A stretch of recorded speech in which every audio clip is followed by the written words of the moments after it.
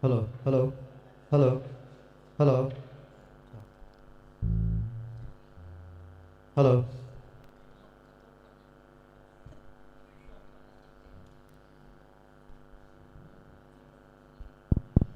hello, hello, hello, hello, hello, hello, hello, hello, hello, hello, hello.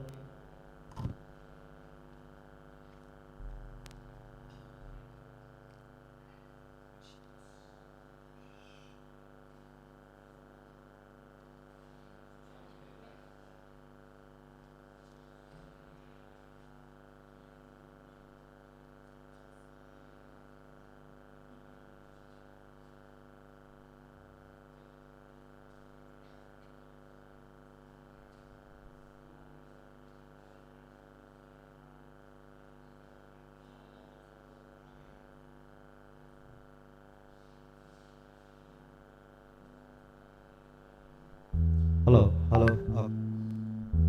hello, hello, hello, hello, hello.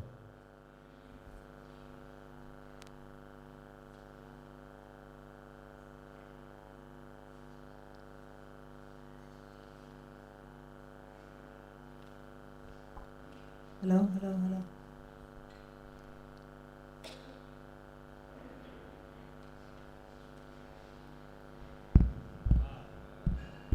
Hello, hello.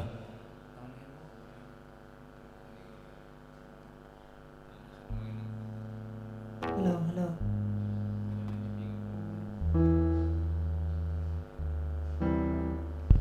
Hello.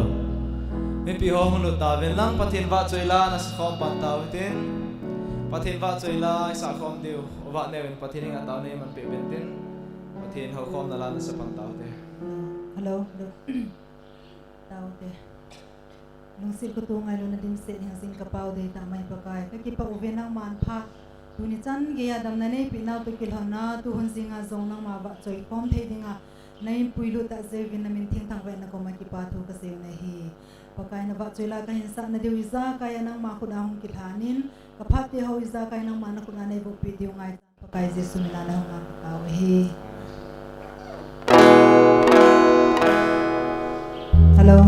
Patin pa choy lain sa masadiw hobong la zali song ngalenga. Uing po ngay luna kahe.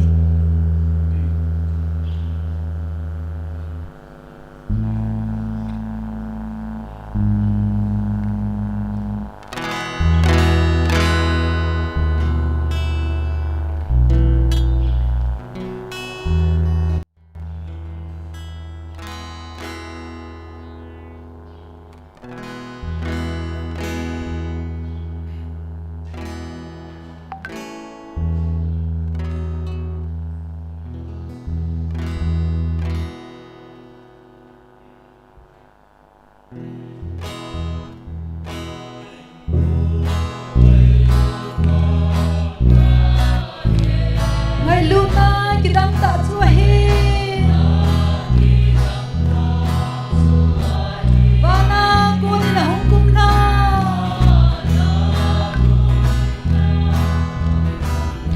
Ay ngay lule ay tutuhin te.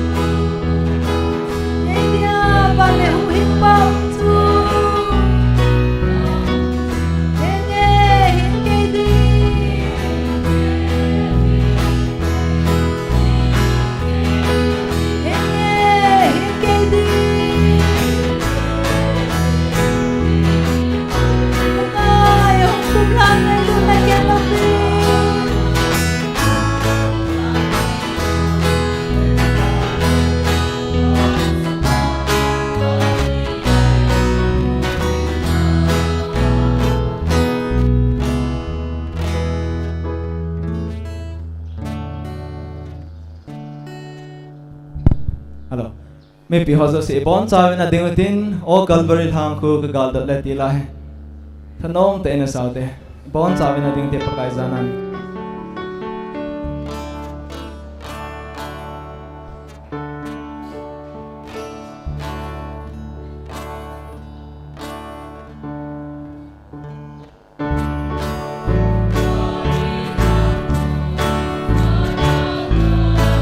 Kalandang putok na lang po.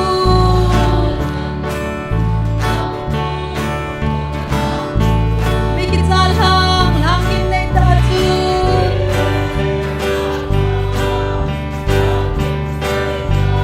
Katungkelin ako. Kakipae bagay, kakipae.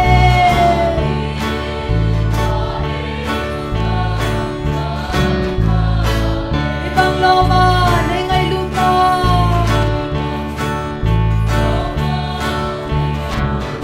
Kasi tiempo'y napatagay siya.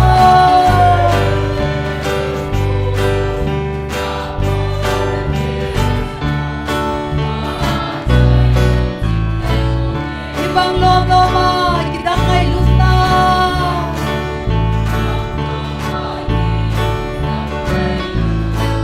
Sosi, trivia, lumangsa.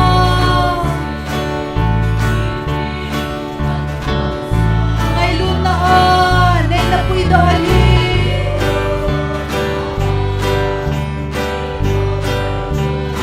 Nang baw, suitang kate. Kakipae bagay, kakipae.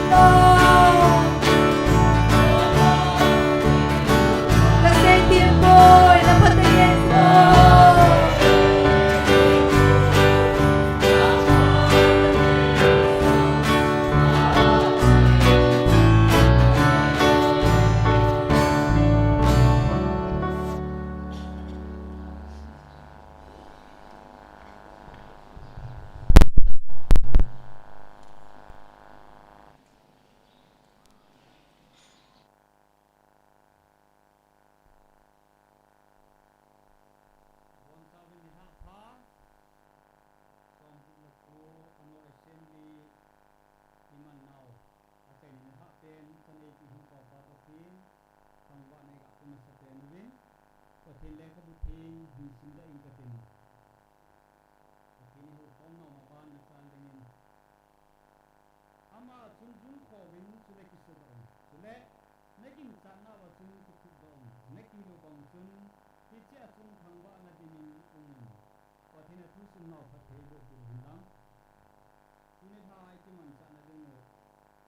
in sin lo ma san patin program hi abana adang au no wa hi le ni ku thene divin tune tha pha hom tu din paso bizala mongung kaljang long era hi ani na ko thini nga taw namang ding ko pa jang ko se chita more area atun na labun ke sabung isi Charles Square ani ku dinin kahin timin zo teng da thukun ha on lam kai lama ko ni hanlang hodun na het sa ding lo wa ko on le ko me ne yo win tin ama hu ki chai chai le chun DTS student ho apona ko tin ba se la se ding in ku dinin kahin tin zo le DTS hon ka tin ba se la sa chai chai le o speaker pa ke ma ding ki talawa Reverend Dr. P. Lamputan Hautin pa en ko la ding in tin zo le labung sana PCS Center Square ho ani ku ding ama hona sa chai chai leo recording secretary ni Reverend Pai Hole ma ani ku ding in kahin tin ni le atai na ten dinga bai ha na ku se kun pan he ko pa de ding ding na le ku PCS kun ha ku man san de ni ma sa ten kain ku hi ka tin ni na ta ma ding pa jang ko si PCS ama hi ku ding tin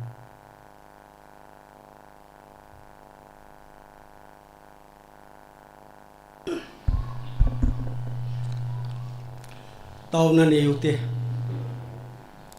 ngày luôn na sang pina ngày lu wa hình jing kapatino nawang bu na zalin leisit hin khu kachan chiu leisit dam na nei pibin pha len khu dam na nei pibin tu nila chan chan ge ayong nang ma mapui na kachan thei zalun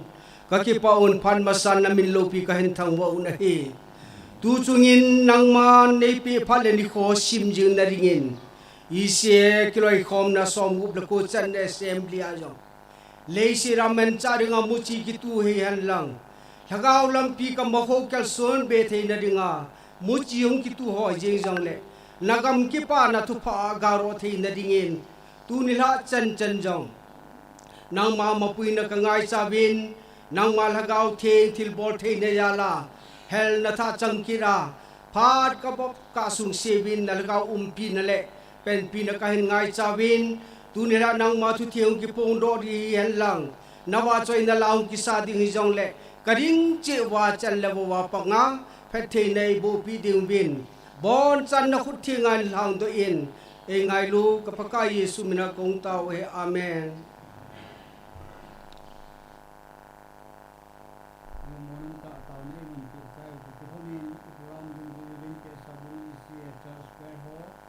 Pathim ba se la siding in ku ma ha ku ka ko ama om ki bu junai wa abana ku ko phat ong ku hong ding hin executive lang isi lang kai lang apu na hin sila hudun lang apu na hek sa ko ho ku bu sa ai nong ding kan tin ne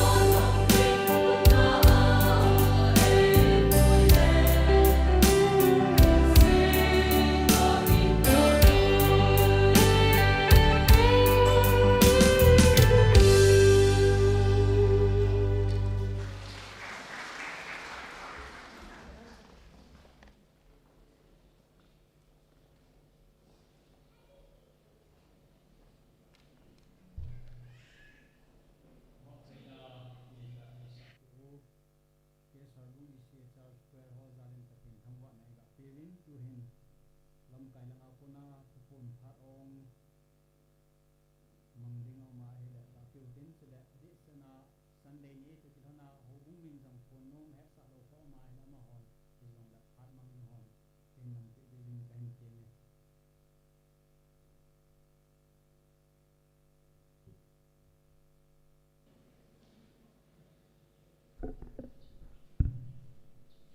Secretary Pine kachol be se tunha nang hin bol tan tin ti chun yong le tunha hi tuni ni thumna ke khopna chaina hi in hoin hi mi ile jing ke bin ai bangin ahung ma so ahung lo jaw men atha atha ang ye chu tunha ge ya pon tho tang khom hole ni dang ahung kai khalo tunha a ki khan ni hin labna na ho ju si chunga lemna le ki pa thu kan phongin le aki jing mo chu to ordination ni len tu ni hin atam le jingin upa som la ni se ju som la ni ti tabangan lam kan te ka ta in aju aju lo thil chumi le som la ni hin ban le pastor nga ordainin ban le pastor nga ma pension kinin upa nga ma pension kin nga ngan chang mga humtra mga nga thumo min abana somla ni hin hijami na mi ki puile koi mai talo dam ti dip cha na khan hin jan lai se bangwin ei pau phata he si ki khop ki diu he ki khan nei nai poi ti bangwin tun ha phata cha ki khop ki thena lai ji win delegate hole lam kai jam ta ho jo si cho ki pa thu velen kan phone ne he tun ha a chai na a ki pa thu se di moderator pa hin ma se military time to me second khaja ki pel thelo ya chu apungal mana se ding hin ki no tan se ki na lai hin tam tan se lo me thi agom so a chu an se me the hi in a piong la man jong se nan tin man hin via se mo pun tin jong le tun la hin pa thu si dum ni jing jong le ke kanong ding ki ta lo ding ji in ho bu mi ho he chunga hin pan la naw le ya kai zo si hi ipi ki se nam ki ha het be lo pui pa te se jing neo man choi lo ti tabang khat na chu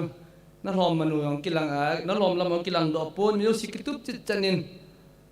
aw min ni li ni nga ma ki mang la wang chu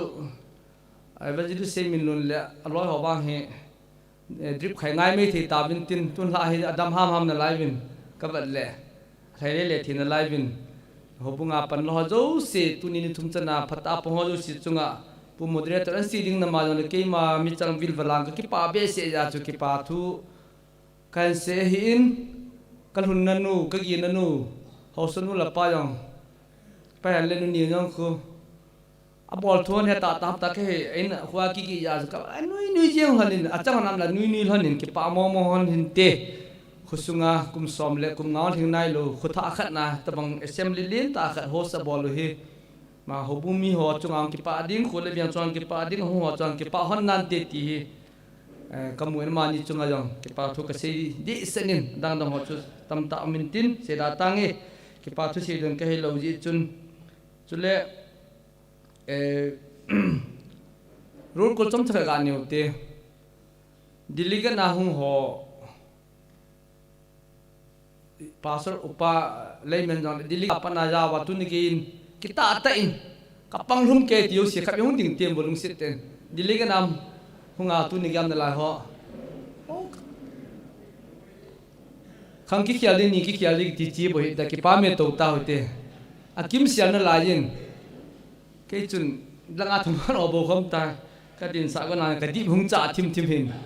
atam zo hi win langa kha khanin ki ko la sot wal be se din tin pension ding ho order ding ho chu idin sa le ta jong le pastor alin pen general director double director jong le apana pastor ki tiu sikap yung ding ti mu te pastor upo chu thanom jong la pastor hi lo je khunga te pastor ki tiu si pastor ki tiu si ki pa me patin thangwan man lang to tau te ta bang lom lama hi ki tu mi wam upo ho anong nop se ho khabe hung ding kinute upo yo se ho upo yo se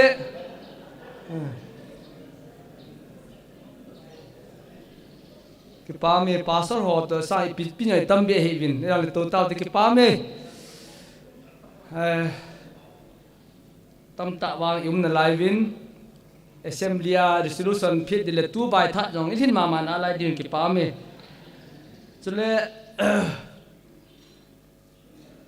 hello jong mu tin jong le bang kha tunin se me jong le doctor nga ni kim kha byong ding ho kim kha byong dim tim mo ki pamin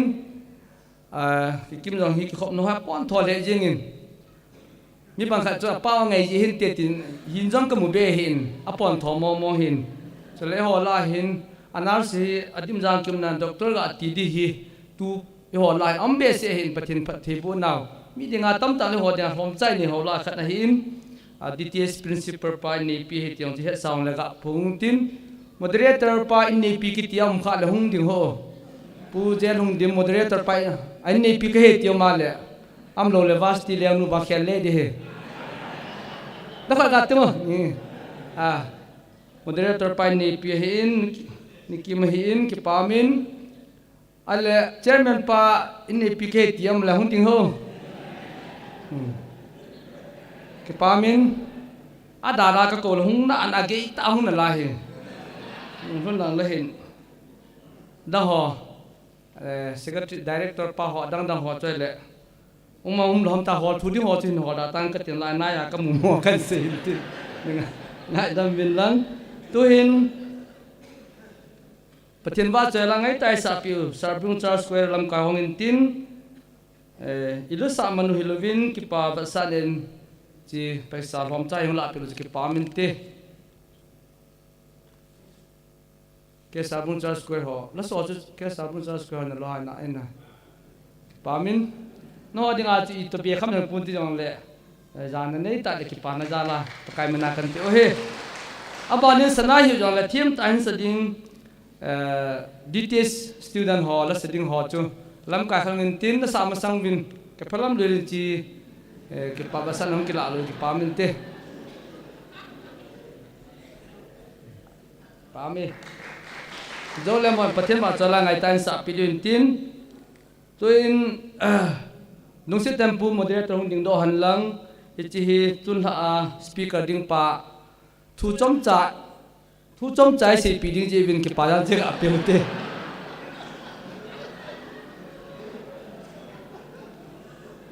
tuin ki kim min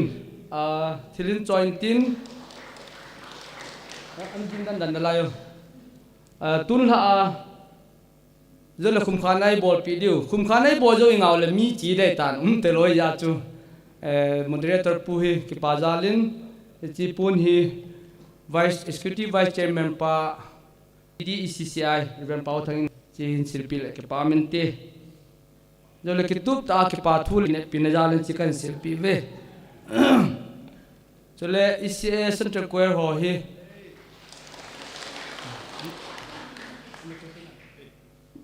इस सेंटर क्वेर हो ही senior pastor run थंगले तु सीनियर ला दोन की हो अतिदान देउले अतिदान देउले अमो ही अने ये ही विन ये होला की पियो ले होते के बंदे अने ही जे win cái hòn ola pi thi thin nè anh cái pi vin cái tiếng pi điểm lồi là chun pi lồi đây mày pi điểm lồi lên cái pi tên mỏ anh hi gì vin phát thiên vào chơi là sờ họ tại hôm chắc chạy lại cái pa ra là phát không bơi tìm lồi là tuân hạ chạy này cái không gì vin trong sờ họ cho lại anh sẽ đinh lại họ đâu chỉ trong cái pa thu cần phungin chân chưa cái gì nó mình thấy cái pai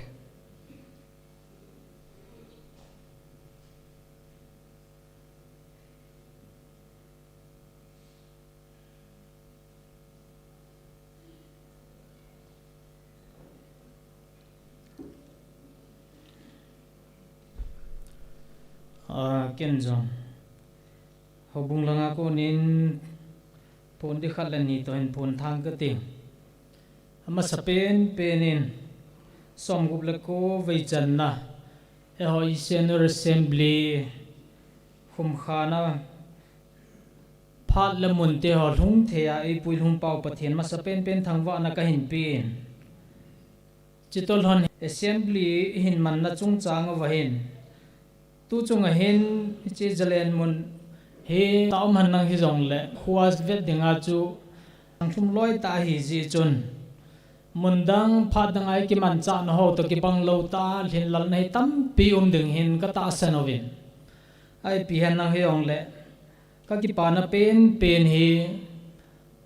ni thum sui ki man cha na sung si wa assembly member ho in mi hi zan hin ei ma cha phun noi na nei lu hela lhin lal na la sam na ho zo si ki he kiu kiu ong le sei do lu hela no jevin na chung chen wa pakai minin ki pa thu ka hin phungin he ho bu minin chuting ta le iti ta ma bangoi hin lup na to na chuting ta le jun tha e tha na hian lang iza kai zo si hi ho bung in jong a ki ve kol zo puin chu na ba na jong mundang pha dang a to ki ba lo na tam pi ho thin lal na tam pi in a ki he in iti ho zo sia yong assembly vai home nu le pa ti ho zo si ang sunga ho bumi te ho in ngai dam ka hin thu ma bin e tu ni hin assembly chai ding hi tau to lon hin tu hin ho bung lang hi ka ve na hi le e ho ki khan nai lo wang hin ho in sunga hin mi tam be se pon hi ji chun ho bung ho ma ding en tu chung assembly member ho zo si le tu ni zan pha na lai mana pathin ho khom na hong kal sung ho zo si I pha no ki chai ding hi ta to lonin pakai su krista menin ho bu menin vai la na chi bai ka hin bol vin e chu to lonin ho bung langa hin tu chung mi ki man cha na ho ji la ve ya thil la lo ki la hen lang ep chu khu sung veng sung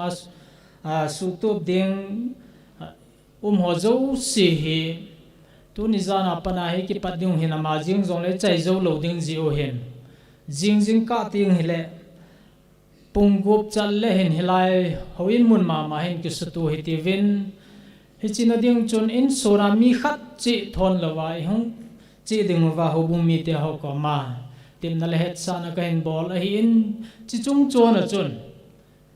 khang lai nunga gol hang ho zo si I bon chawa kim ke ya khang lai baptist member ho zo si pan hung la chi wa jing ne khu en ne ka hi thil he tup ding lom ho zo si he tup ding wa ho bung langa ko na thu phun ka hin le hin te ka ki pa e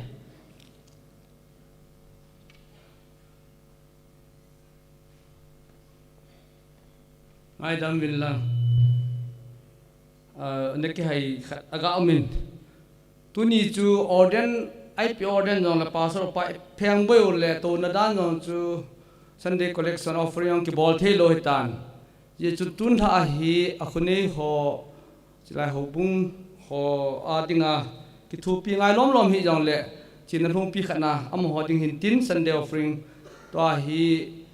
asar ho in phati phat le hin dong in tin chu la sa pe jong la kho hin hitia thu pun ka la jong kho hin chu mi pi ho jong set tain pi thi kham pe hitin sa ki la so to le jani non ho thang thu in ka hen nya pa chung ho ni lo be silam thil chum hin tin pilon tan ti ki mel chin om pun tin chu mi pi ho zo sin tu kham ho khone hu bunga ding hian lang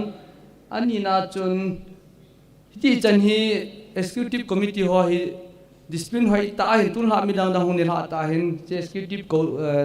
committee ho to na ki gung hi ong ta na hele am lo pi bang executive member ho lung se tan langa lang to ti mu te dts principal party lo dang si silang to te lunna ga ip pyang le lung se tang to lang aban kil le tunya pension pastor ho si si ra thang fla jang loi nu kama to hu jang le nana bla pian na to khwa ke te la tam hang to do lung se ten executive committee ho si si le senior pastor tunya pension pi ho si si wang diu de win to na cha dim the ten na to win la chu offering chu apart kondang an gondi jong le asaro te ki tun chu ga bol pi de wa kan tip ne heve ka ki pe